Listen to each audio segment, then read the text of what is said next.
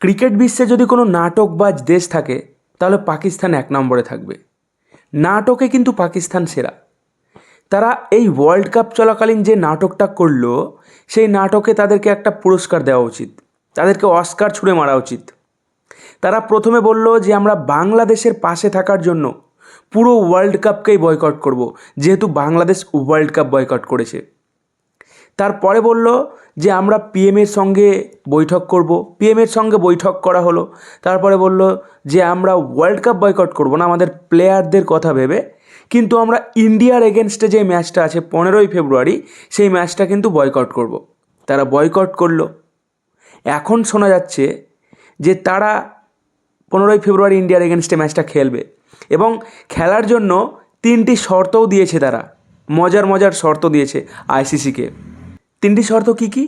প্রথম শর্ত হচ্ছে যে পাকিস্তানের বাৎসরিক বরাদ্দ বৃদ্ধি করতে হবে, অর্থাৎ আইসিসি থেকে প্রত্যেকটা দেশ বাৎসরিক যে শেয়ারিংটা পায় সেখানে পাকিস্তানের পার্সেন্টেজটা বৃদ্ধি করতে হবে।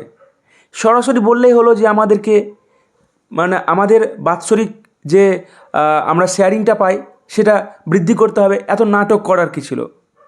অ্যাকচুয়ালি তারা শুধুমাত্র টাকার জন্য এই নাটকটা করছিল।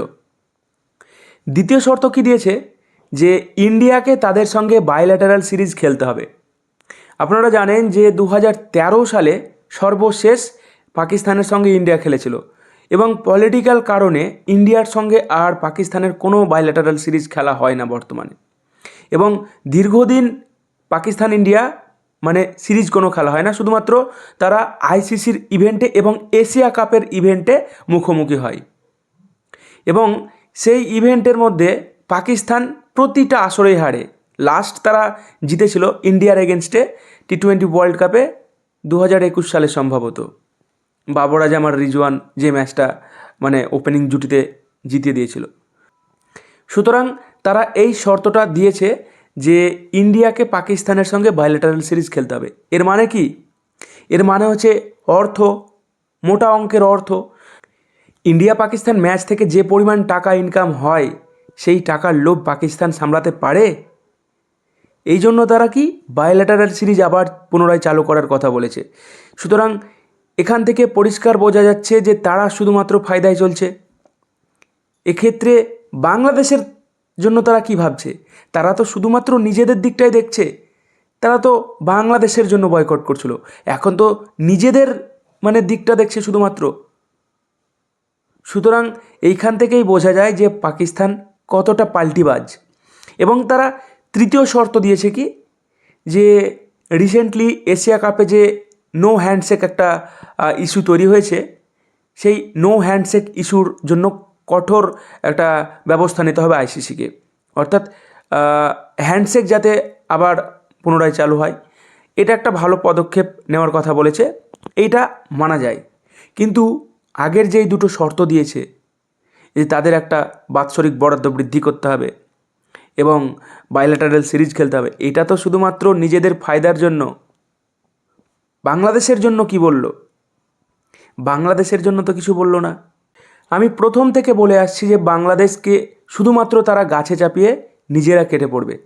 পাকিস্তান যে টি20 ওয়ার্ল্ড কাপে ইন্ডিয়ার সঙ্গে খেলবে, এটা আমি অনেক আগে থেকে বলে আসছি।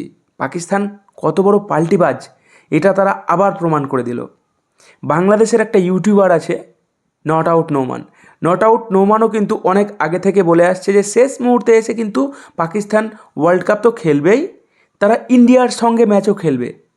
তার কথাও মিলে গেল।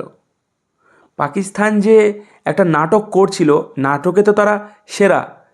পাকিস্তানের নাটকটা পুরো ধরা পড়ে গেল। পাকিস্তান নাটকবাজ। তারা বলল যে আমরা খেলবো না, এখন তারা বলছে খেলবো। সুতরাং এইখান থেকেই বোঝা যায় যে বাংলাদেশকে তারা গাছে উঠিয়ে দিয়ে নিজেরা কেটে পড়ল। বাংলাদেশের কি হবে এবার? বাংলাদেশ কি এবার ওয়ার্ল্ড কাপের সুযোগ পাবে? বাংলাদেশ তো আর ওয়ার্ল্ড কাপের সুযোগ পাবে না। পাকিস্তান কিন্তু ঠিক ওয়ার্ল্ড কাপ খেলে নেবে এবং পাকিস্তান কিন্তু ঠিক ইন্ডিয়ার সঙ্গেও খেলে নেবে এবং তারা এখান থেকে প্রফিটও কামিয়ে নেবে।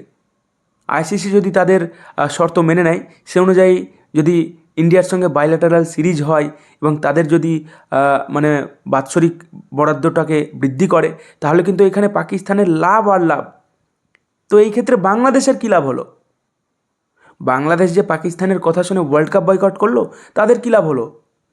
তারা কি ওয়ার্ল্ড কাপ খেলতে পাবে?